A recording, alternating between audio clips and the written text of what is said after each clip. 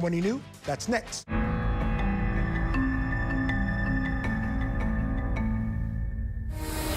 When Ron Rudin first disappeared, everyone knew something was wrong and they suspected foul play. They found his Cadillac parked in a topless strip joint.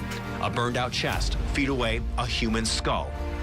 Someone had to really dislike Ron in order to shoot him 4 times. He had enemies, and he had an arsenal at home. He said to me, I'm going to take the deal. And so that was $8 million. Maybe Ron Rudin was murdered by someone who didn't want that transaction to take place.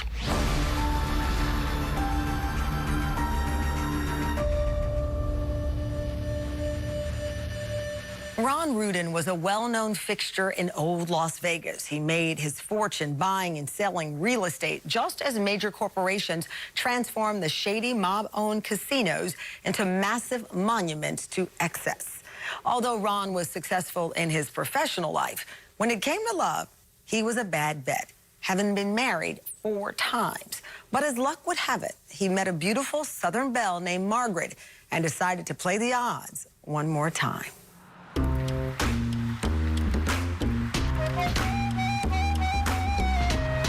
Ron Rudin came out to Las Vegas to make a fortune in real estate, and he did that. He was very driven. Las Vegas was a different animal then. The mob ran the town. The corporations hadn't come in yet. And he did well. He did very well. Ron was an interesting man. He was a pioneer, so to speak, in Las Vegas. He was very well known in Las Vegas as a realtor. Ron Rudin was a cutthroat businessman. He had made millions in the Las Vegas real estate market. He was investing in real estate when the boom started in Las Vegas. He was really kind of a sleazy businessman. He would buy and sell houses, and then he would foreclose on, like he would sell you a house and carry the paper, and then as you missed a payment, man, he was there to take it back. So he had a lot of enemies that way. He was not an above-board business person.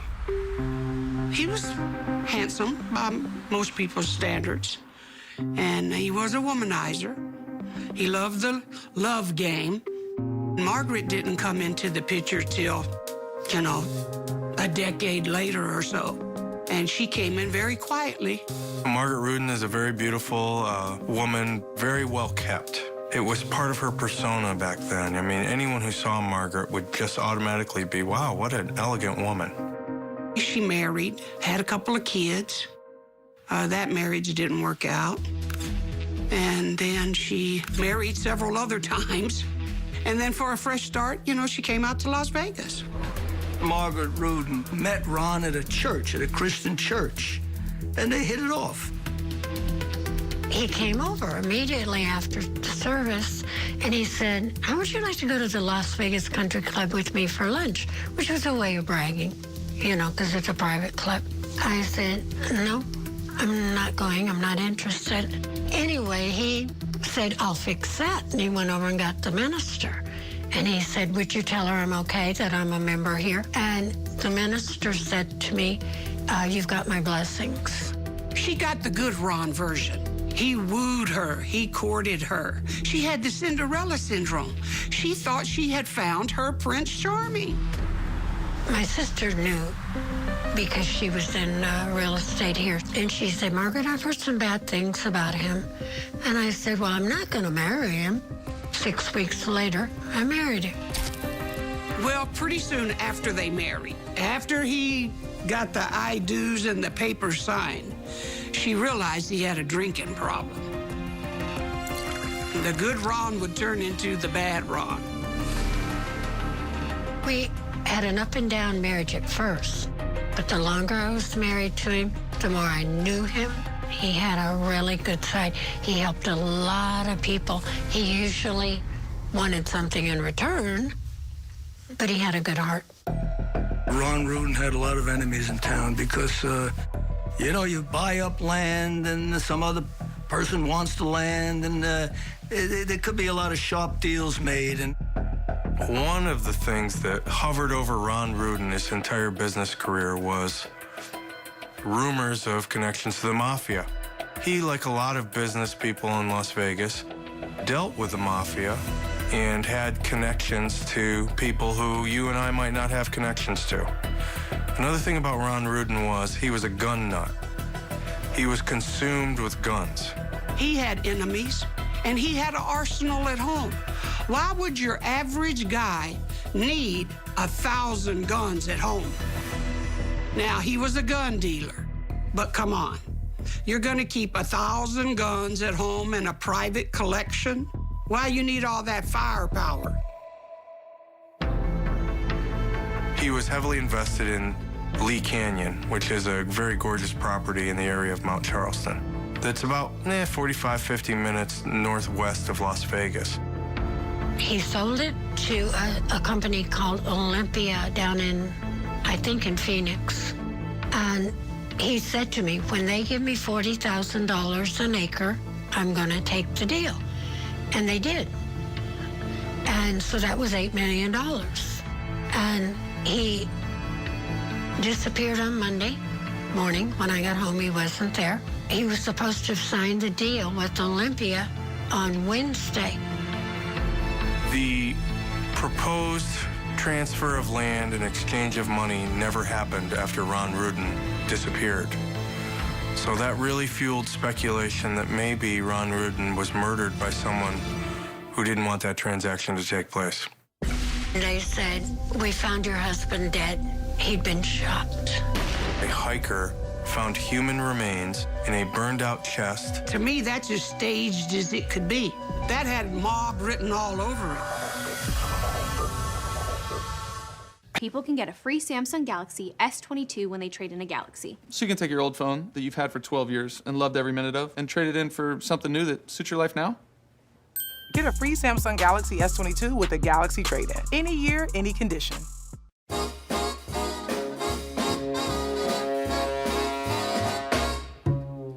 When you're too tense, it's common sense to relax-a-vous. The more you earn, the less you learn to relax-a-vous. We French, you'll find, are more inclined to relax-a-vous. Relax, relax, relax, relax-a-vous. You are familiar with our hardware aisle, but did you know online the Home Depot has a sofa aisle and a throw pillow aisle? We have endless aisles and free delivery. So get your home made with furniture and decor from HomeDepot.com. The best in entertainment with HBO Max. From iconic moments Fight back! to instant classics. Cheers to making better choices, baby! Lemons, lemons, lemons. The world is so full of lemons. When you become an Expedia member, you can instantly start saving on your travels.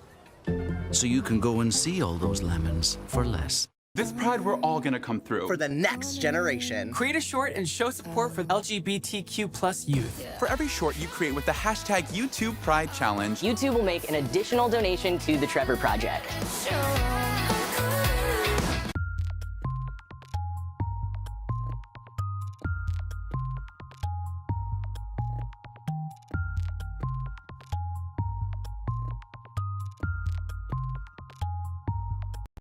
Underarms aren't the only place we have odor. That's why I created Lumi. I'm Dr. Shannon Klingman, the founder of the world's first outrageously effective and seriously safe odor control product for anywhere on your body. It's clinically proven to control odor for 72 hours, and unlike other products that mask or cover up odor, Lumi actually stops bacteria from creating odor in the first place. And there's never been a better way to get started with the Lumi Starter Pack. Check us out and give Lumi a try today.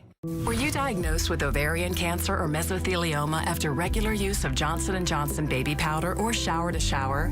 Call 1-800-835-1207. You may be entitled to compensation. Johnson & Johnson failed to warn customers of cancer risks, leading to billions awarded to tout cancer victims. If you were diagnosed with ovarian cancer or mesothelioma after using Johnson & Johnson talc products, call our lawyers at 1-800-835-1207 now.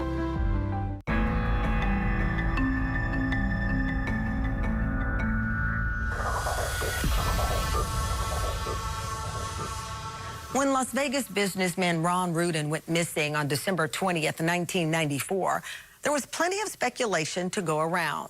There were a lot of rumors that Ron had more than a few enemies. As news of his disappearance spread, locals wondered if it could be related to Ron's business dealings or maybe even his alleged mob ties. But without any actual evidence of foul play, Ron's absence was a total mystery. When Ron Rudin first disappeared, everyone knew something was wrong and they suspected foul play. The reason for this is Ron Rudin was a very meticulous businessman, hands-on guy, had to be involved in everything. And the fact that he didn't show up for work caused a lot of concern for people.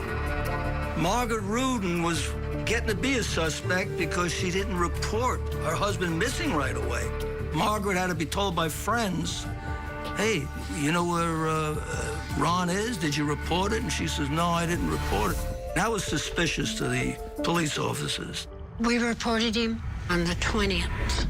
I had called and I talked to a man. I wish I'd have got his name, but I didn't.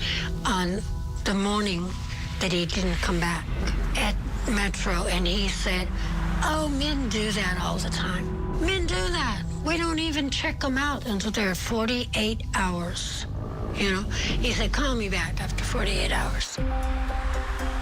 I think she was kind of low-hanging fruit for Metro detectives who didn't want to really dig into this case, because I think to really solve this case at the time, it was going to take a lot of work. And Margaret was there. Maybe she didn't react the way they thought she should have reacted, you know, when he was gone. Now, because he was very successful and he was a shrewd businessman, he had this directive. It says, in the event that I die under any suspicious circumstances, it is to totally be investigated, and the people who are closest to me, such as the trustees and Margaret, are to be investigated. Well, immediately, the trustees shut Margaret down. They left her with nothing. Within 10 days after Ron disappeared, they shut off all bank accounts, all credit cards, told me they were going to repossess the car. They shut off all utilities that had been paid through the business. They even shut off newspapers. When Ron Rudin disappeared, it went for a period of months where no one really knew what happened to him. They found his Cadillac. He always had a black Cadillac. They found his Cadillac parked in a topless strip joint. They found his car at the Crazy Horse 2 Saloon, which was a mobbed-up joint. And when they found the car there was like 4 sets of footprints in there. And they didn't know why that was, so they had no idea why his car was parked there. The investigation went on for months with very few developments until a hiker found human remains in a burned-out chest, a trunk that was near Lake Mojave. When the police examined that crime scene, they found a bracelet in diamonds that said Ron. The remains were those of Ron Rudin. A forensic examination of the remains found that he had been shot in the head at close range. When I look at it, and the way they found the skull, and the way they found the fire, and the way they found the evidence out there, to me, that's as staged as it could be. That had mob written all over it. They were sending a signal. The police came to my door, and my heart sank because I knew. And they said, we found your husband dead. He'd been shot. They did tell me he'd been shot, but they didn't tell me he'd been burned. Nelson's Landing, a remote area 40 miles from Las Vegas near Lake Mojave. A burned-out chest, feet away, a human skull. And another clue, a distinct custom-made bracelet spelling out R-O-N. Dental records would confirm it was the remains of Ron Rudin. They make a big deal about the fact when they went to her house to notify her that they found Ron's body, that she didn't seem like the grieving widow. Well, hell, by that time, he'd been gone for almost 6 weeks, and no one had been using his credit cards or his money or anything. They found his car at the mobbed-up strip club over there. She didn't think he was coming home. Augustine Lovato was a handyman who occasionally worked for Margaret Rudin, and he went to the authorities and told this incredible story that Margaret had hired him to dispose of some very valuable evidence in her bedroom. That there was a mattress that was covered in blood, carpet, and that there was also, he told this bizarre account of actually blood bubbling in a bathtub. This was 2 weeks after the seasoned Metro detectives came in. The missing persons guys had got on their hands and knees and looked under the bed. They didn't see any big stains. They didn't see flecks of blood on the ceilings or anything. In a remarkable sort of thing, some skin divers apparently out at Lake Mead had found a weapon out there in the lake, and they brought it in, and it was apparently turned into the police, and lo and behold, they're claiming it was a match to Ron Rudin's weapon that had been reported, I believe, stolen in the past. It wasn't too long after that she took off. She knew she wasn't going to get any money. Why stick around? They hadn't indicted her, you know, so she left. Okay, I didn't flee. I left because my attorney took all the money that I had got from the estate. I decided I'm leaving. I can't take this place. I can't take all the underhanded, dirty things that are going on. They indicted her, you know, after the fact that she was gone, and then the big manhunt happened. There was a period of time where she was staying in a seedy hotel down in Arizona. She had to reinvent herself to stay ahead of the cops. Vaping can deliver toxic metals like nickel and lead into your lungs. That's metal in your lungs. Chic Intuition looks different because it lathers and shaves in one step. Chic Intuition, it's different in a good way.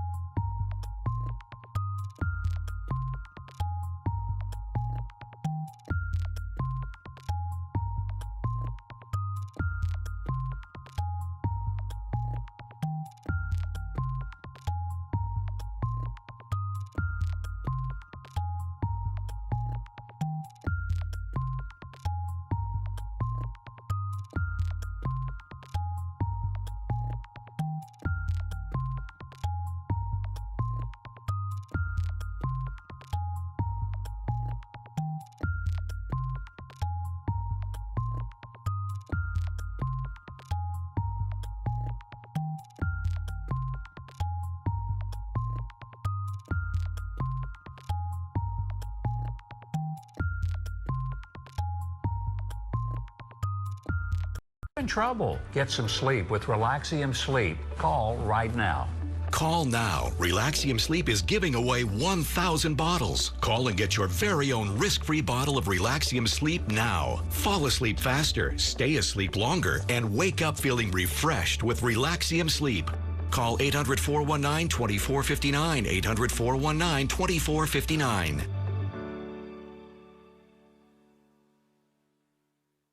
I was paying for in-flight Wi-Fi for months before I finally caught it. Truebill uncovers hidden subscriptions and notifies you when a charge is upcoming. From there, you decide if you want that service. And if not, cancel it right from the app with one tap. Download Truebill, the money app that works for you.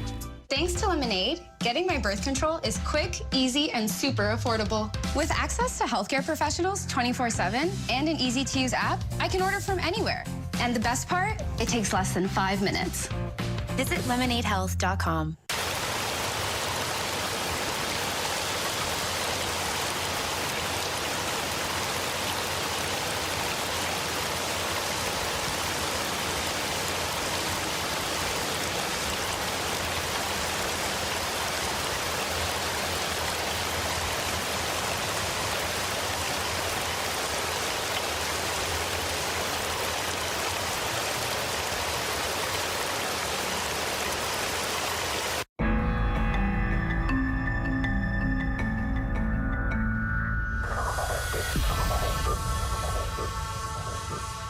It would take authorities in Clark County, Nevada, more than 2 years to obtain an indictment in the murder of Las Vegas businessman Ron Rudin. That indictment was against his fifth wife, Margaret. The only problem is that Margaret had left Las Vegas more than a year before. What ensued was a nationwide manhunt to find her. When the grand jury proceedings were going on, people talk about Margaret ran out of town. She didn't run out of town for like 2.5 years. And when she left town, she wasn't indicted. She could do whatever she wanted. There was a period of time where she was staying in a kind of seedy hotel down in Arizona in the Phoenix area. And this case received a lot of publicity. America's Most Wanted did a piece on the murder of Ron Rudin, and somebody recognized her. They called the police. The police came, interviewed her. She had, of course, identification of somebody else. Police had a suspicion that she was Margaret Rudin, but the next day they tried to go back there, and she went on the lam again. So she was on the lam from Phoenix. Then I heard she went to Mexico for a while. When she was in Mexico, I guess she had met someone else who was evading arrest. And she kind of learned some good tips on, kind of how to stay ahead of the cops. She had to reinvent herself to stay ahead of it and hopes possibly that, that something else would break that would deter them. She has led police through the states of Arizona, Illinois, and Mexico. She came to Revere in December of 1998, according to the Massachusetts State Police. There was a man I had met in Mexico who was only my friend. And he was having hip surgery and 2 knee surgeries, so he asked me if I'd come to Boston area and help take care of him because he was in a 2nd floor apartment and he needed help. So I told him everything. I said, I want you to know what you might be getting yourself in for. 2 weeks ago, Joe Lundergan of Revere made People magazine. Today, he made the People's Court, charged with knowingly giving harbor to a fugitive wanted on the charge of murder. We have probable cause to believe that he knew that she was wanted in Las Vegas for murder. I said, I am going to eventually be caught. But it was giving me more and more time to deal with putting the things in order, putting them in place, checking out things, finding out things I didn't know. And I had some good people helping me in the background. She slipped up. What she did was she liked the grandchildren a lot. And she used to send packages, but she didn't want to send them directly, so she sent them through an intermediary, I believe in St. George, Utah. And the police knew about this, and her address was on one of the packages, and they knew that she was in Revere, Massachusetts. Margaret Rudin might have looked attractive in any hair color, and she apparently tried them all after she fled from Las Vegas in 1997. She was wearing the black wig when the State Police Fugitive Squad found her in her bathroom Friday night. Margaret Rudin had a propensity for changing her hair colors, her name, she had at least 4, and her husband's. Of those, she had 5. And she's accused of murdering number 5, a Las Vegas multimillionaire. When Margaret Rudin was returned to Las Vegas to face murder charges, this was not an airtight case. And so the authorities had repeatedly tendered a plea agreement to her that would have allowed her to plead guilty to this and do a minimum amount of time and walk away from it. I talked it over with my mother. She wanted me to take it, and I said, Mom, I can't, because I have to admit I'm guilty, and I'm not guilty, so I'm not going to take it.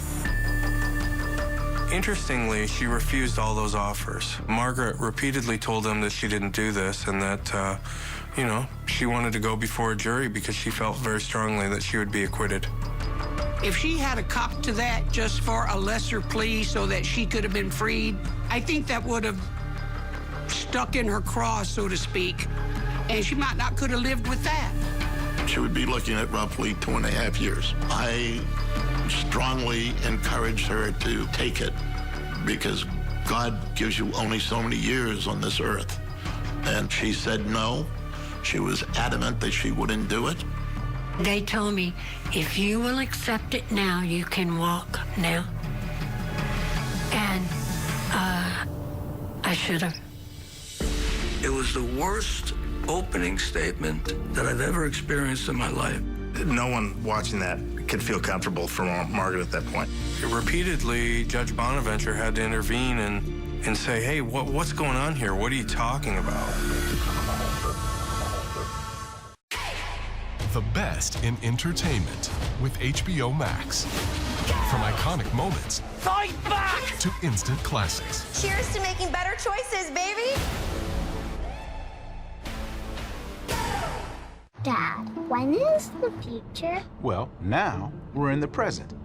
And now we're in the future. The all-electric Chevy Bolt EUV with available Super Cruise for hands-free driving. Find new answers. Find new roads. Chevrolet. Lemons, lemons, lemons. The world is so full of lemons.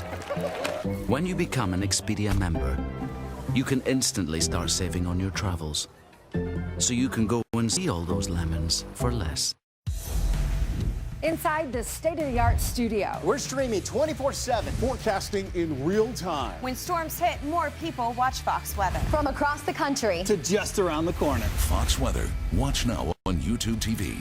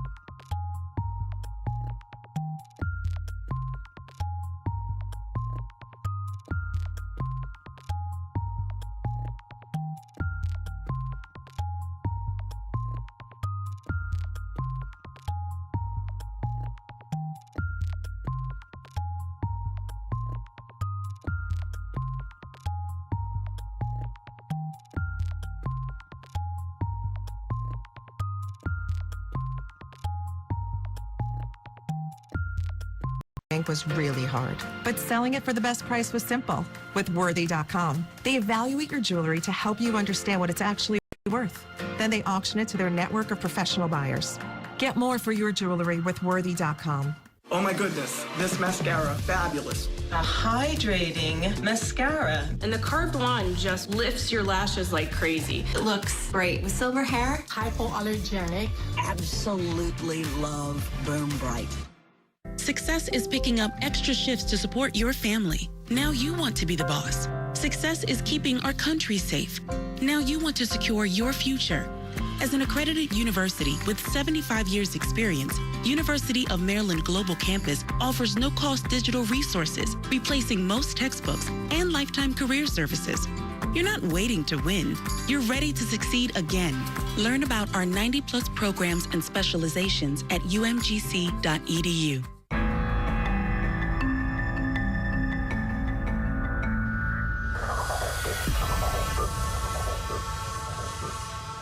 Margaret Rudin had spent almost 2 years in jail by the time her trial started in 2001. Clark County prosecutors knew their case had some major holes in it, so they repeatedly offered Margaret very generous plea deals in exchange for her confession for the murder of her husband, Ron. Margaret continued to maintain her innocence and refused to cut a deal, opting instead to take her chances at trial. Now we're going to hear opening statements from the counsel, all right? The opening statement on behalf of the state? Yes, Your Honor. Mr. Owens? Now, the purpose of the opening statement is to give you sort of an orientation or framework so that as you see the actual evidence in this case, you'll be able to kind of know where you're at and not get lost. It's really important in a case like this because in this particular case, we're talking about the span of time of nearly 13 years and literally hundreds of pieces of evidence and photograph. Michael Amador was a young district attorney also, and he went into private practice. Seemed like a nice young man. I knew him as a judge. He appeared in front of me. But something happened to Michael Amador. It was the worst opening statement that I've ever experienced in my life. Margaret, Tom, Michael, gentlemen.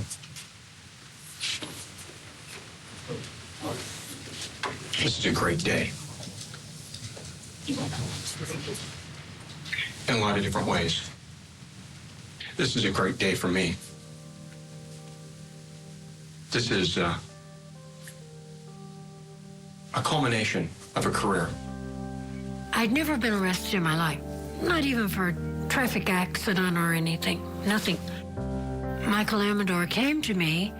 He'd done a lot of homework. He knew what he was talking about when he came in. I didn't think he was so bad as he was, but he probably was the biggest mistake I ever made in my life because I believed him. If you want to know an opinion about me, I guarantee you'll find some. Different from different people. Not many people know me. I could be a wonderful, caring father, coaching soccer and basketball and helping kids with homework and doing all those things I did with my kids as they were growing up. I was young, the first time I got married. When I was a green 25-year-old kid who came here to crush crime and make the world safe for democracy. You better believe that's what I thought. It was, by all accounts, probably one of the worst opening statements in the history of courts. And I'm not exaggerating. It was all over the map. It was incoherent. Something was wrong. And repeatedly, Judge Bonaventure had to intervene and say, hey, what's going on here? What are you talking about? All right, Mr. Amador, I think I'm ornery all the time. This is really an opening statement. And I think that I don't know if the DAs want to object or not. They've been very polite, I think. No one watching that could feel comfortable for Margaret at that point. She didn't realize how bad it was while she was sitting there, but I've watched the video of that opening statement, and what pains me is seeing Margaret there, and I've always thought, what must she be thinking having to witness this? And it's her life that's on the line. It's no one else's. Everyone else got to go do their thing, but she paid the price for this. We've been here for 35 minutes. You can maybe save that for closing, but an opening statement is just like a roadmap to tend to show what the evidence will show. And you're really, for 35 minutes now, I didn't mind 5, 10, 15 minutes, but I would wish, in all respect, that you would just get to what the evidence, in your opinion, will tend to show, and we'll move on, all right? I'm obligated as a judge to do that, so. I took it upon myself to call everybody in chambers and say, you know, Mr. Amador, this might be a little above your head here. Let me help you. Let me get some lawyers involved with this. So I had top-notch attorneys appointed at county expense, Tom Patero, John Marmot, to help him out and get the case moving. Mr. Rudin disappeared, and then at some point in time, they'd found a skull out in the middle of the desert. And you say you find a skull. Tell me actually what it is, how you see it, and what happens. I walked past it. I thought my friends were playing a joke on me, and they said, there's a human skull. And I turned around, and they had the flashlight on it, on the skull, and we knew that it was a real human skull, and it wasn't a joke. Once you identify that it's a real human skull, what is it that you do? We go up the trail to Steve's vehicle, drive back to Las Vegas, and call Las Vegas Police Department. I was told that there was an area of a burned area, and there seemed to be remains of a body. So we proceeded to investigate this scene and approach. First thing we would do is do photography. This is a close-up view of that charred pit.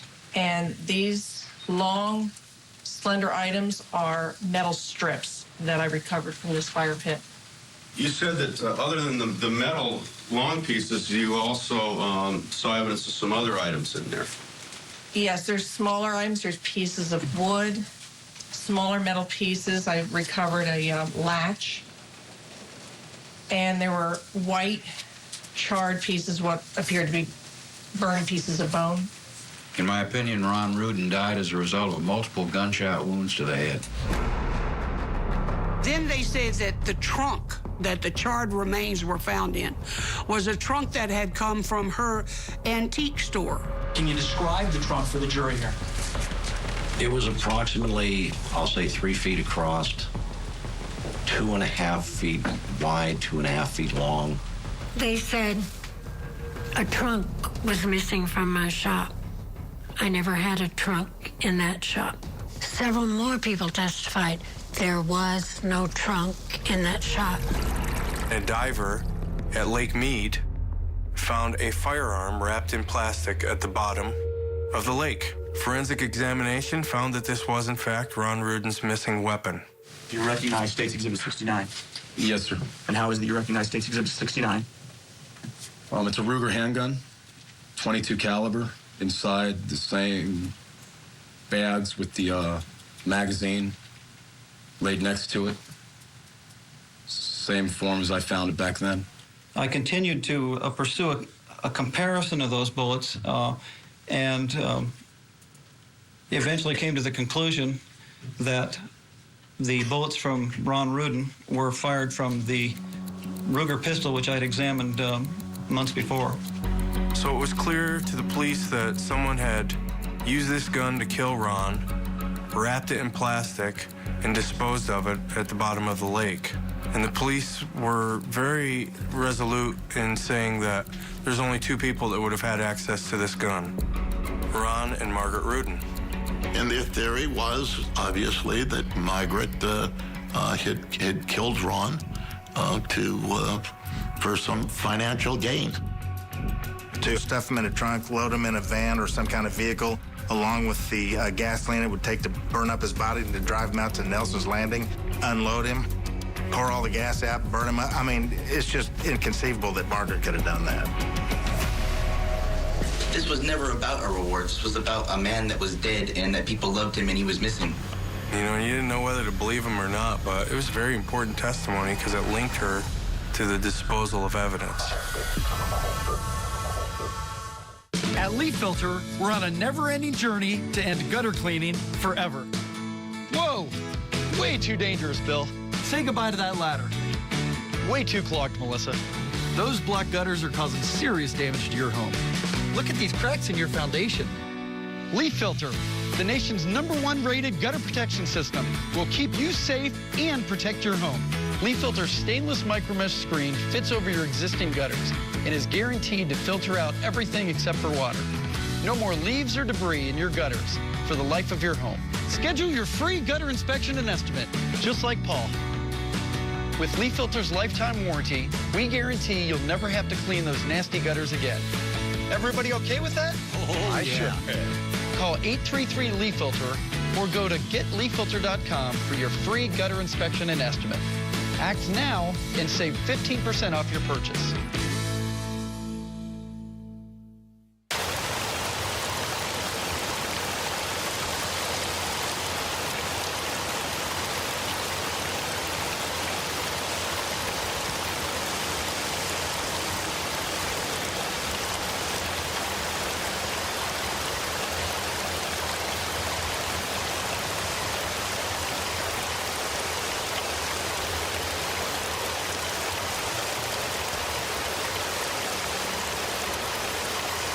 Fighting with your finances? Yeah. Save yourself the pain and let Truebill do the work. Truebill automates your personal finances by canceling subscriptions you're paying for but never use. Who signed up for those? Give your finances the fix and download Truebill today. Nice. You know how our underarms aren't the only place we have odor? That's why I created Lumi. I'm Dr. Shannon Klingman, the founder of the world's first outrageously effective and seriously safe odor control product for anywhere on your body. It's clinically proven to control odor for 72 hours, and unlike other products that mask or cover up odor, Lumi actually stops bacteria from creating odor in the first place. And there's never been a better way to get started with the Lumi Starter Pack. Check us out and give Lumi a try today. Are you tired of underwires? Introducing Nix. Our wireless bras are designed to support you all day and feel like nothing at all, with styles and sizes up to a G cup. I do not have the time or patience for wired bras anymore. Go wireless at Nix.com.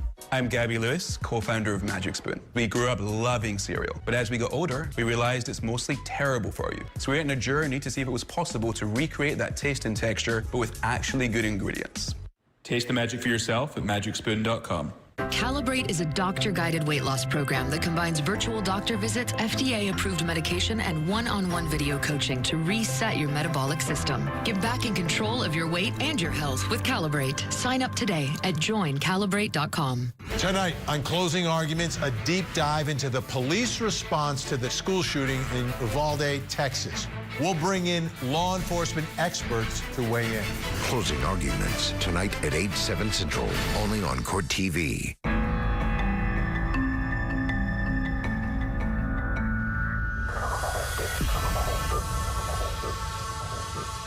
After delivering a disastrous opening statement, Margaret Rudin's defense team, led by Michael Amador, are in the unfortunate position of having to win back the jury.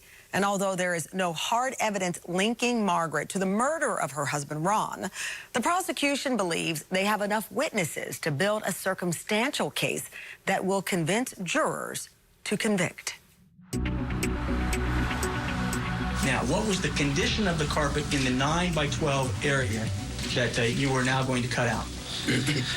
Well, in this area, on this side, when I started cutting through it, it was hard. It was reported from a young man, Augustine Lovato, that right after Ron was missing, she hired him to do some remodeling. She wanted to remodel the bedroom into an office. There was like something had been spilt in that area or something. It was hard, and there was like a dark brown hard substance of what I cut through with the utility knife. Stuff was flicking off it and spraying me on my face or sticking to my skin. Augustine Lovato, he was kind of this nebulous guy who, he didn't know what to make of him. You know, you didn't know whether to believe him or not, but it was very important testimony because it linked her to the disposal of evidence. That's just preposterous, number one. So this whole thing astonishes me. He saw an ad in the paper offering $25,000 reward, and then to come in and say, hey, I saw red liquid bubbling up from the drain. I saw this crusty blood-stained carpets after the detectives had been in there looking at it. So that's the kind of credibility issues that we would have in this case. This was never about a reward. This was about a man that was dead and that people loved him and he was missing. Well, the fact is that you and your mother were living in an apartment that didn't even have furniture, correct? Correct. You people were broke, correct? Correct. That's why you were desperate for money, correct? Judge, if you can answer the question, please, I object. Yeah, please, let the witness answer. The trustees put up the reward. And then this so-called handyman who said he was in the house and saw and did all of this, he's the one that collected the $25,000. The trustees end up paying him. Showtime. You would just come over here, Mr. Marmot. And right now I'm going to shoot you. Waited years. The state's theory was that he was killed in that bed, and we did not believe that that was a sustainable theory. The shooter would have to be directly over on top of it. So now the shooter is going to be up here, shooting 3 shots in the back of the head? Well, yeah, I think so, because if that blood came from the entry wounds in the back of the head, then they have to come there directly. They're not going to take a circuitous route. These wounds are here. It's going to be coming this way. You got to get it so it's perpendicular, Dr. Thornton. Could you move his head more? Counsel's leading. He's running the whole demonstration. Well, Your Honor, to get to the demonstration, I didn't have to do that. Well, I don't think you do. Don't lead the witness. You could do it some other way. Just ask him how it could be done. Don't lead him. The district attorney's office vehemently objected to this because the lawyers were getting on it, jumping on the bed and saying, see, ladies and gentlemen, jury, it couldn't have happened this way. Well, they're testifying, and you can't do that. I agreed with the state. Eventually, I excluded the bedroom set, didn't allow them to use it in front of the jury. I would move for a mistrial on her behalf. We haven't talked to enough people, and even the best investigators in the state simply don't have enough time in the day to get completely prepared. If the court grants my motion, I will also be moving to withdraw as attorney of record on behalf of Margaret Rudin. A lot of people felt he should have got a mistrial. You know, that this thing had spiraled off the rails, so to speak. People were questioning whether Margaret was getting an adequate defense. State your full name for the record. Eugene Warner. You also go by the name of Yehuda Sharon? Yes, I do. And have you, in fact, gone by the name Yehuda Sharon in depositions associated with this case? Yes, I did. Yehuda Sharon was a very close friend of Margaret's. He's a former Israeli intelligence officer. And as the police investigation focused in on Margaret, the police started to suspect that Margaret and Yehuda were having an affair. Were you ever romantically involved with Margaret Rudin? No, I was not. Why did you help her? Because I basically was trying to help myself getting out of the situation. Basically, I find myself confronting the police when the police lie and the police give false information to newspaper and to other media. And it just happened that in that circumstances, Margaret Rudin and I were in the same boat.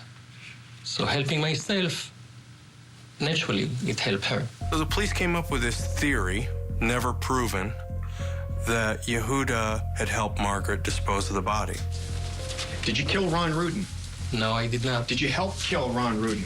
No, I did not. Did you help dispose of his body? No, I did not. Did you go up to Nelson's Landing in December of 1994? No, I did not. In any kind of car? I did not. And the one person they thought was in cahoots with her was Yehuda Sharon. He went to court in the grand jury and then later the trial and said he wasn't going to testify. The DA's office went and got an order from a judge giving him immunity, which meant that Yehuda Sharon could have admitted to everything if he was involved and would have walked away a free man. And he walked in there and said, I don't know anything about any murder. I wasn't involved in any murder. So, I mean, that was as close as they ever came to finding a partner. Ms. Cantrell, you are the sister of Margaret Rudin, is that correct? Yes, I am. Her sister gave damning testimony, but they had a damned relationship from small children. Now, do you and Margaret talk about what has now transpired between she and Detective Janice? Yes. And what is it that Margaret says? She said, you know how you will tell what you know if you're not careful. And I said, yes. And she said, that's why I made a point of going back over to the detective, because I had caught myself talking about him in the past tense to the detective earlier. And when she now tells you about catching herself talking about the past tense versus present tense, what is it that you say? I said, I hope that doesn't mean that you know something. And what did Margaret respond? She said, I don't give a. We have a dilemma of truth and a dilemma of proof, a dilemma of facts and a dilemma of evidence. This was a case where she didn't do herself any favors by fleeing.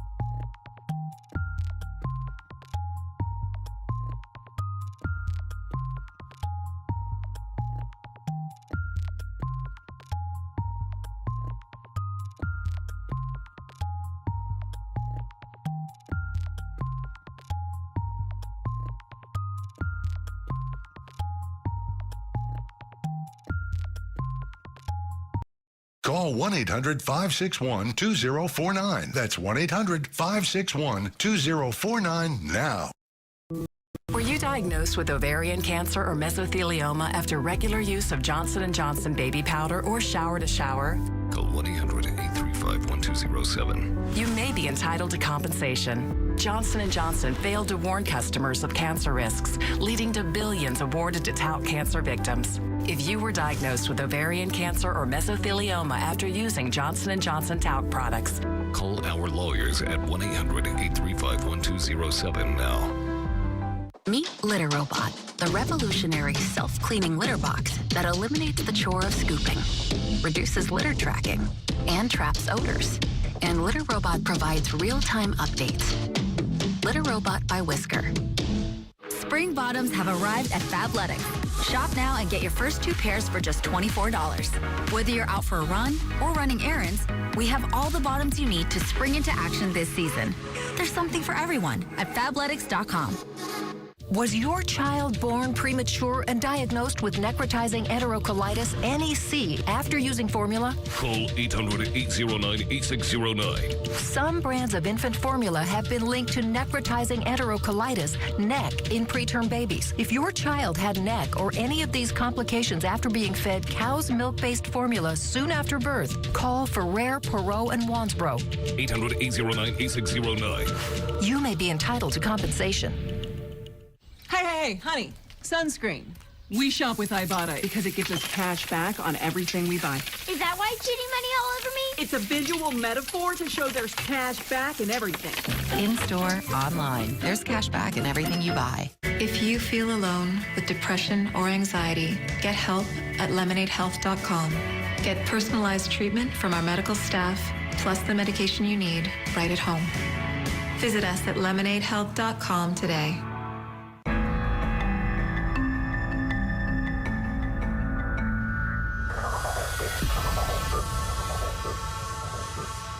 Margaret Rudin's excruciating 6-week trial was marked by mistakes and mayhem. She asked for and was denied a mistrial due to the poor representation provided to her by her attorney, Michael Amador. Margaret's fate rests in the hands of the jury, who have to decide whether circumstantial evidence the state has presented is proof of her guilt.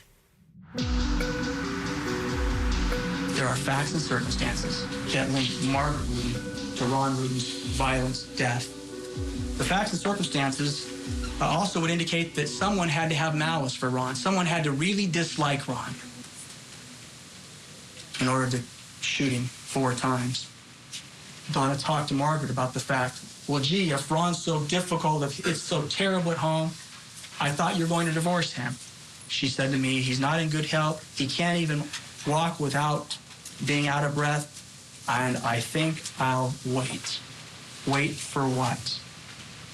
Wait for him to die? Did Margaret grow impatient? I would submit to you that she did. This is not an easy trial for anyone that was involved in it, but especially it wasn't easy for Margaret Rudin. Once again, the attorneys go home, the judges go home. The question is, does the defendant go home with you? We have a dilemma of truth and a dilemma of proof, a dilemma of facts and a dilemma of evidence.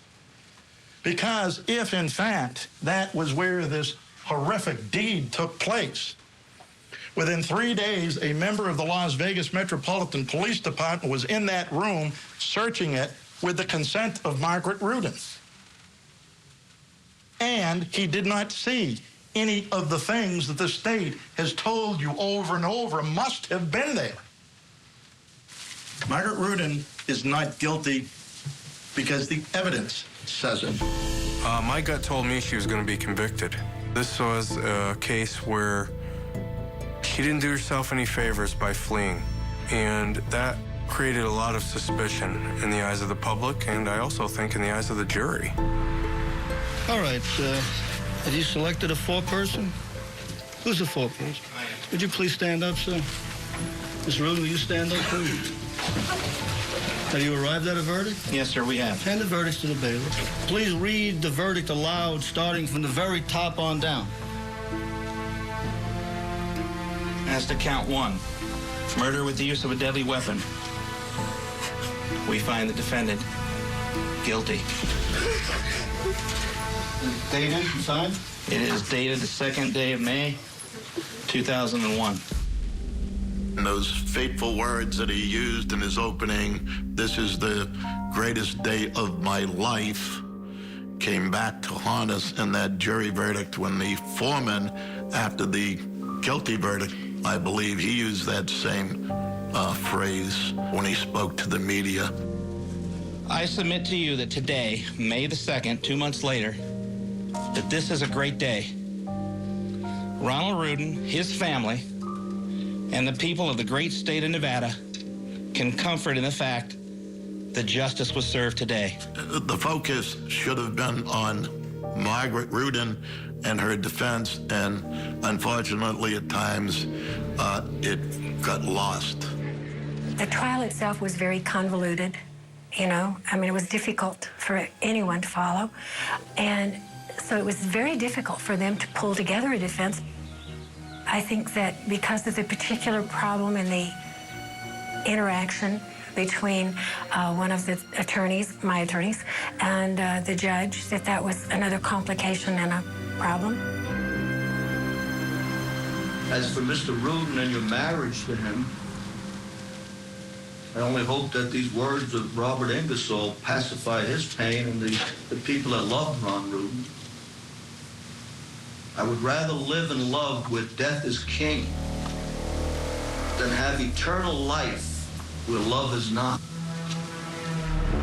In my opinion now, knowing all I know, I did not get a fair trial. Many things were covered up. The truth is, even in trial, some of the things that were very, very vital, the judge just shushed it away.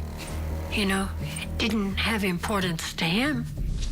Regardless of your claims to the contrary, the jury has spoken and has found you guilty of first-degree murder. Therefore, taking into consideration the Department of Parole and Probation pre-sentence report, the court sentences you to life imprisonment in the Nevada Department of Corrections with the possibility of parole. You will not be eligible until you've served at least 20 years. The truth is, I didn't kill him. I don't think anybody knows the truth of Ron's death. Nobody's tried to really find that part out. She maintained her innocence the whole time, even after she was convicted and doing time in Florence McClure Women's Correctional Facility. She had done about 5 years. And they basically told her, if you'll just change your plea, we will release you with time served and you will be out of here. You can go. She told him no. She says, I'm innocent. I'm going to prove I'm innocent. I didn't do it. You know, your mind starts saying, I didn't do it. I didn't do it. How could this have happened? I didn't, you know? And especially when everybody was saying the state did not present a case against you. And then to find that they did, or the 12 people believe they did, that was, I think, a point when you're disbelieving and you're numb. You're just totally numb. If it wasn't for bad luck, Margaret Rudin wouldn't have any. I believe anything that happened broke against her, and that to me, just as a person, isn't fair. I interviewed her the day she was released from prison. She's on parole, but she stuck to the same story. It was 20 years later, and she had stuck to the same story. The joy of being released from prison is tempered by the fact that Margaret Rudin is innocent and she did not murder her husband, Ron Rudin. I think it's important to clear her name, and it's also important for people to know the justice system does fail. This could happen to anybody. I don't want to clear my name for myself. I want to do it for my family. They still believe in me. That's what I want people to listen, investigate if need be, study the system a little bit, and help change it. After serving out her 20-year sentence, Margaret Rudin was released from Florence McClure Correctional Center on January 10th, 2020. Although she is a free woman, Margaret and her attorney, Greg Mullinex, are determined to get a new trial and clear her name. I'm Tamron Hall. Thank you for watching Someone They Knew.